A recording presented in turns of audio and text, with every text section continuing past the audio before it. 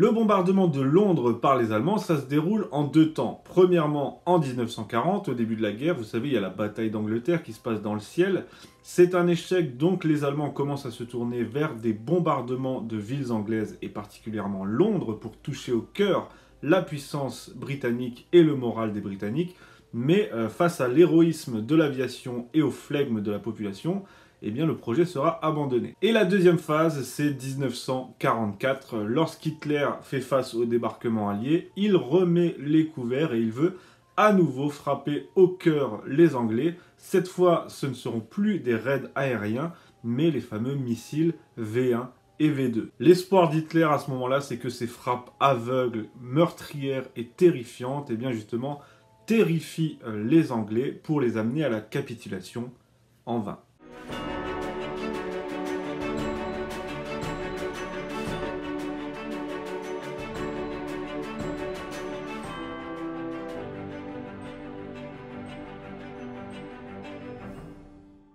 Revenons en 1940, la bataille d'Angleterre, c'est une bataille aérienne, elle a été déclenchée par le chef de la Luftwaffe Hermann Göring. Le but c'était d'atteindre la puissance britannique par ce moyen, par les airs, pour pouvoir ensuite débarquer sur Terre. Mais vu que les pilotes anglais ont incroyablement géré la situation, avec leur Spitfire notamment, eh bien le projet est vite abandonné. Enfin, dans un premier temps, il n'est pas vraiment abandonné, il va changer de nature. Le 24 août, un pilote allemand va commettre une erreur, c'est-à-dire qu'il va lâcher des bombes sur un quartier de Londres.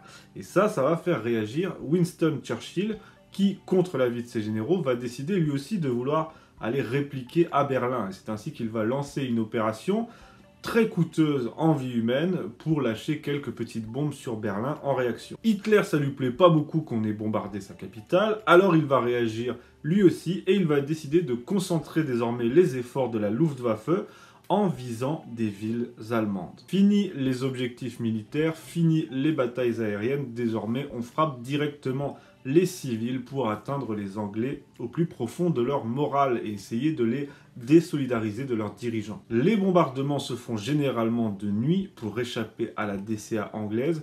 C'est l'East End de Londres, donc les quartiers populaires qui sont le plus touchés.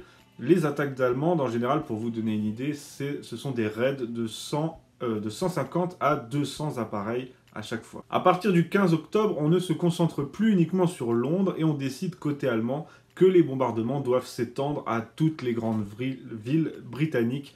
Et c'est ainsi que dans la nuit du 14 au 15 septembre, c'est la ville de Coventry qui en fait les frais. En 3 vagues de bombardiers, la ville de Coventry est réduite à l'état de cendres avec près de 600 morts. C'est une catastrophe et ça va beaucoup marqué les Anglais. Parce que si l'effet était de désolidariser la population de Winston Churchill notamment, ben là ça va produire l'effet inverse. Les Anglais vont vraiment se serrer les coudes et faire face tous ensemble au bombardement allemand. Mais bon, là où le tableau est un peu terni, c'est que sans doute le haut commandement britannique était au courant que la ville de Coventry allait être bombardée, notamment en décryptant les communications allemandes grâce à la machine Enigma, mais paraît-il, Winston Churchill se serait gardé de prévenir les habitants puisque ça aurait indiqué aux Allemands que les Anglais étaient capables de déchiffrer leur message. Les bombardements continuent et ce sont toujours les civils qui en paient le prix fort, mais le palais de Buckingham aussi est bombardé, donc ça rassure les Anglais puisqu'on se dit, ça rassure même la famille royale,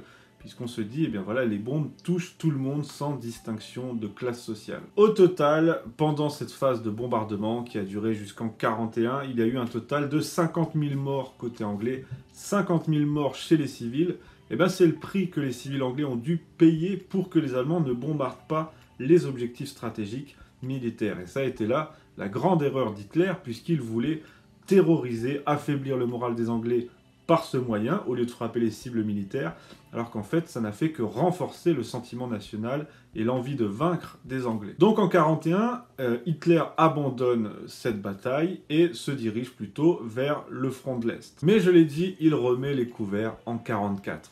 Quelques jours après le débarquement allié en Normandie, le 13 juin, la première fusée V1 s'écrase dans l'estuaire de la Tamise. Le V1, c'est quoi? C'est une fusée, un grand missile de 7,90 m avec une charge de 750 kg d'explosifs qui est propulsé par un réacteur, mais qui doit d'abord être catapultés à partir d'une puissante rampe de lancement, comme vous pouvez le voir sur cette image. Le V1 atteint sa vitesse de croisière à 650 km/h. Là, c'est vraiment l'ultime tentative d'Hitler pour terroriser la population britannique, affaiblir le moral des Alliés et particulièrement des Britanniques, puisque là, ce ne sont plus des bombardements, ce sont des frappes aveugles. On envoie un missile et il s'écrase là où il s'écrase. Autant vous dire que ça a quelque chose de terrifiant pour les Londoniens, puisque c'est Londres qui est visé en premier lieu. Jusqu'à 250 V1 par jour sont envoyés en direction de Londres. Et il y en a plus de 70 qui s'écrasent effectivement sur Londres. Au total, en 3 mois, il y a 6000 morts chez les Londoniens. Les gens se réfugient dans le métro, au sous-sol, enfin on essaie d'échapper comme on peut à ce flot continu de missiles qui s'écrasent sur la ville. L'aviation britannique a le plus grand mal en plus à parer cette menace. Alors il y a une petite technique, c'est le Spitfire arrive à proximité du V1 et il lui met un petit coup d'aile pour le dévier de sa trajectoire, mais c'est très difficile, il y en a beaucoup et on ne les repère pas tous. Je vous l'ai dit, pour envoyer les V1, il faut de très grandes rampes de lancement. Ces rampes de lancement étaient installées sur les côtes françaises, sur les côtes de la Manche.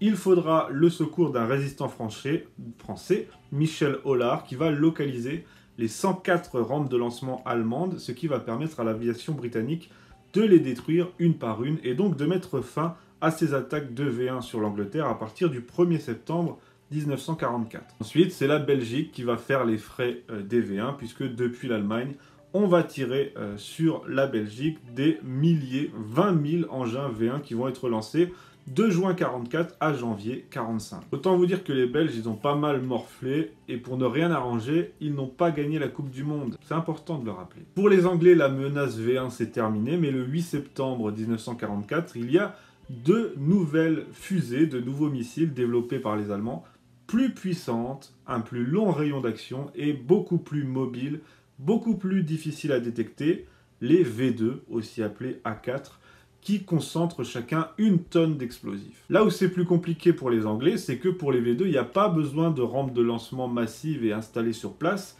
Les V2 peuvent être lancés depuis des véhicules, des installations mobiles, légères, et ça complique largement leur repérage et leur destruction. Donc, jusqu'au 27 mars 1945, ce sont 1100 V2 qui vont s'écraser sur la ville de Londres. Bilan, 2700 tués chez les civils, et d'autres V2 vont également frapper la Belgique en parallèle avec les V1. On va dire un mot maintenant sur l'inventeur de ces V2. Vous avez déjà sans doute entendu son nom, Wernher von Braun. C'est un ingénieur allemand très jeune, lorsqu'il conçoit les V2 à ce moment-là.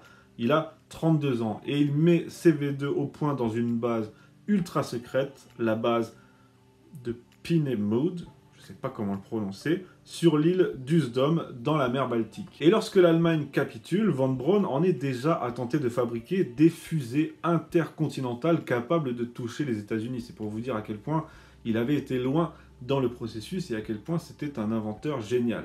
Et comme tous les inventeurs géniaux allemands, eh bien après la capitulation, il va rejoindre le camp des Alliés. Il va échapper aux Soviétiques, il va fuir jusqu'en Bavière où il va se rendre aux Français qui eux vont le livrer aux Américains, et donc c'est au service des Américains qu'il va poursuivre ses travaux sur les V2 pour le compte de l'armée américaine.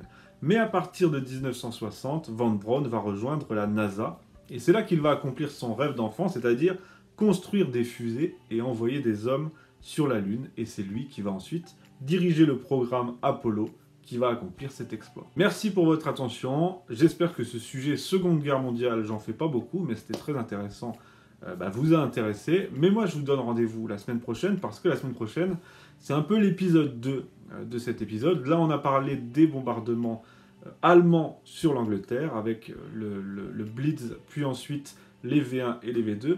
Mais la semaine prochaine, on va parler aussi des bombardements anglais sur l'Allemagne. Et là, croyez-moi que c'est une autre histoire. Parce que les Anglais ne sont pas retenus non plus. Enfin, on voit ça la semaine prochaine. À bientôt.